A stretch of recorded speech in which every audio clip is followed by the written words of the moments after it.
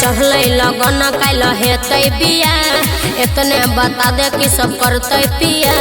चढ़ल लगन कैल हेतै बिया इतने बता दे कि सब करते पिया। पहले नथिया हटते किरट पहले से जिपा सुते तो तोरा चुम्मा खूब ले तोर कर तो स्टार्ट घपा घर कौन बोले टपा टप टपा टप टपा टप। अच्छा टपा टप टपा टप टपा टप टपा टप टपा टप टपा टप टपा टप टपा टप टपा टप। अरे छौरा तहु सब बता न रे।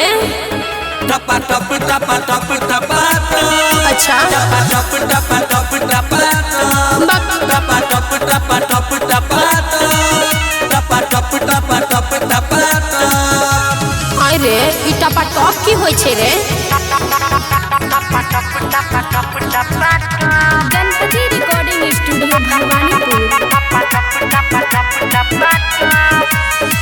पहले रात में सोइया कथी करतै समझावे ने पाजा में धके मजा ले तो अच्छा कहत ओठ सटाबे ने।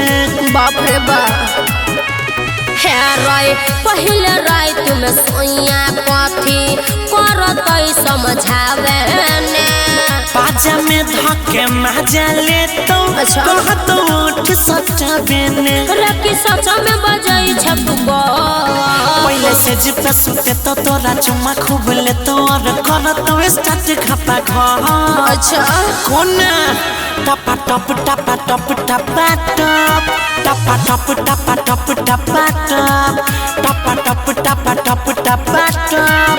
टपा टप टपा टप टपा टप। ए तुम लोग बात नहीं मानेगा रे। अरे मत मानो रे। टपा टप टपा टप टपा टप। टपा टप टपा टप टपा टप। पागले हो टपा टप टपा टप टपा टप। टपा टप टपा टप टपा टप। परेशान नहीं करना रे।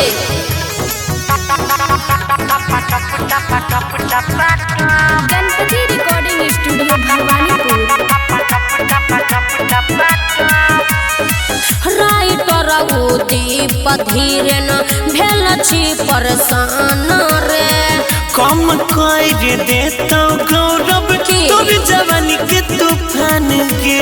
देख जैसे नहीं बोल हे राय सुमन सोना राजेश रसीला भेल छी परेशान रे।